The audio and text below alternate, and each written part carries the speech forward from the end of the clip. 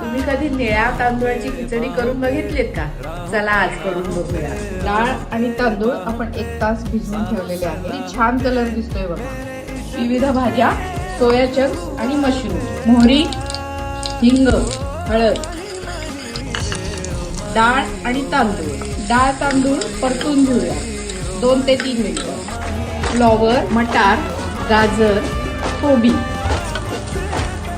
Soya chunks, mushroom 3 मिनिटं परतून घ्यायचं आणि दुप्पट पाणी घालायचं. मीठ, चला थोडंसं तिखट. हे पाणी थोडी चव घेऊन बघायची. खारट लागलं पाहिजे म्हणजे खिचडीला मीठ बरोबर होतं.